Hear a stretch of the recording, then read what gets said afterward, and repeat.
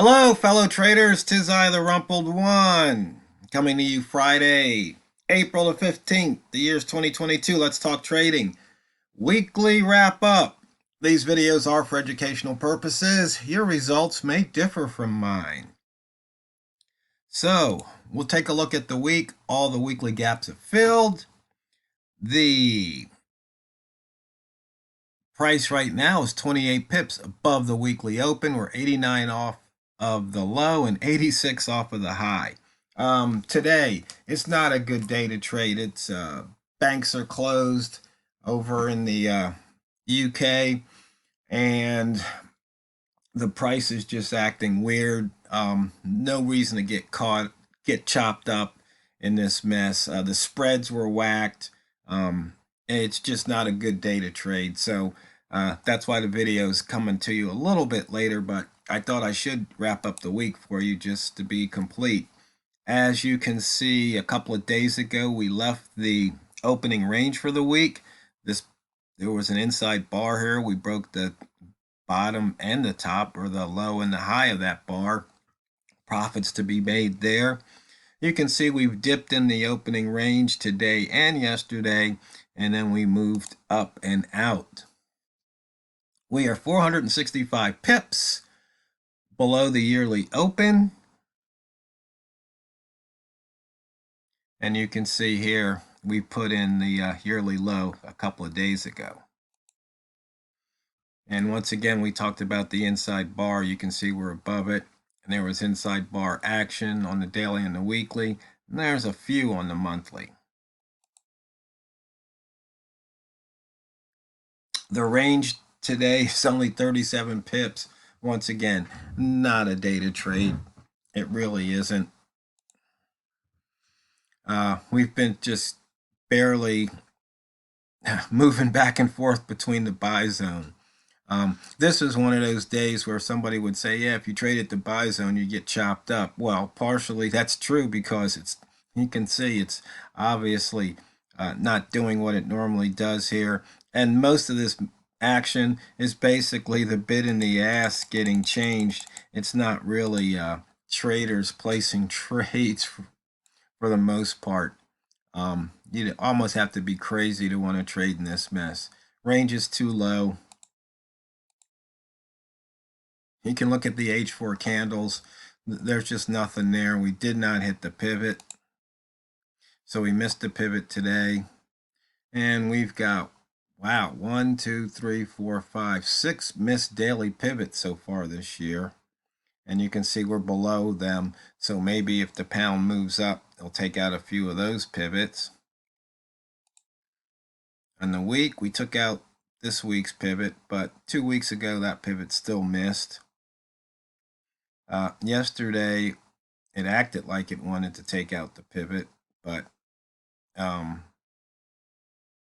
not actually the day before yesterday, it acted like it wanted to take out that pivot, but didn't quite get there. And ditto for the month, not this month, not last month. So you got those 2 monthly missed pivots that need to be taken out based on statistics. Barely in and out of the lower wick zone. For the range, only 174 pips so far this week. So a little bit less than last week, but much bigger than 2 weeks ago. But right around the 25 percentile over the last 12 weeks. We didn't break out at a high. We only broke out at a low by 9 pips. But the breakout trades there just didn't really happen on the weekly level. Even though 9 pips, I'd take that every day if it was guaranteed. On the high minus close for the red rats and close minus low for green rats, 85, 86.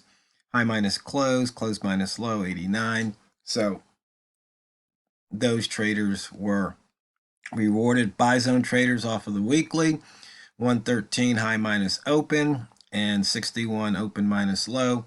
Those traders were rewarded. And looking at the trading charts for today, uh, it's just not there. You can see at 20, what was it, 20 or 37 pip range, there's just not enough range. Look at the hourly ranges. If you see this, if you know this, don't trade. Part of being a master of one is knowing when to trade and when not to trade. You need to master that. It's not that difficult. It really isn't. Um, Once again, lowest high, highest low. There's just no trades to be happening there. Um, Looking at the weekly or the year-to-date range by month, rather, you can see we've got 194 pips. I just thought of something. I should probably put the smart ranges over here. We get a little more information on the same chart because we already have that information here, but we could do it for the monthly. So we've got 2 weeks down, 2 weeks to go this month, 10 trading days left in the month. So we'll see if we can pick up the pace here in April. I don't know. We'll just have to wait and see. We're looking at high minus top and bottom minus low frequency distribution. Once again, we can see the size of the wicks here. And so usually bigger than 25, about 3 out of 4 times. On the top, in the weekly here, bigger than 25, only, 3 out of 5 times, 65% or so. So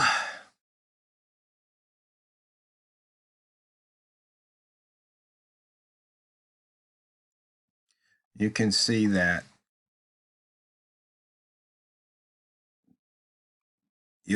price definitely likes to move off of the highs and lows at least 20 pips or more.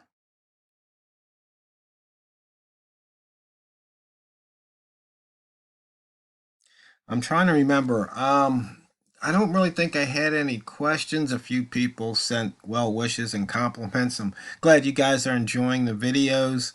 Um, you know, my purpose in this is just to help fellow traders. Um, I like to watch other traders' videos because I don't know it all. And I'm thinking sometimes I can learn something, or sometimes they'll be doing something that has nothing to do with what I'm doing, but it'll give me an idea.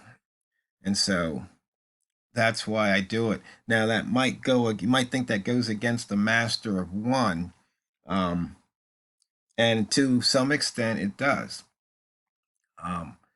I could have stuck with the buy zone and done nothing but the buy zone, but I just saw other things, and that's why I do it. It's one of those things where, beware the man who has only one gun because he practices with it. That's the master of one. There was this one guy on YouTube. He has this massive gun collection, and the thing about his collection wasn't the number of guns that he had, but the square footage he had to store all of his guns. I mean, I think he has more square footage in his gun vault than I have in my house.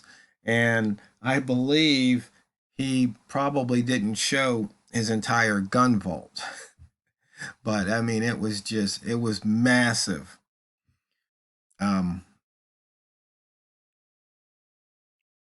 I'm trying to remember though if there was any other questions out there. There was one person that had a question about they wanted the range count, and I was telling them that if you already have the one of the frequency distributions that I've written, since about anywhere I think from maybe 2017 forward or even maybe further back, if it gives you the option of changing the different levels. I mean, if you want to know range, then all you would have to do is switch this to high minus low, and then you're going to get the range. So you can see here, range greater than 100, you know, pretty much all the time. So there must be a weird bar in here for it to say bars used 99, but only, but that to be 99, unless there was 1 month or 1 week that had a range of less than 100, which is possible. But, you know, if you change this, say, to the hourly, you know, range greater than 10, 70% of the time out of the last 100 hours, range greater than 15, 49%, greater than 20, 30% of the time. So you can get an idea this way. So you don't need that old TR 2009 range count indicator, because that was the one that was actually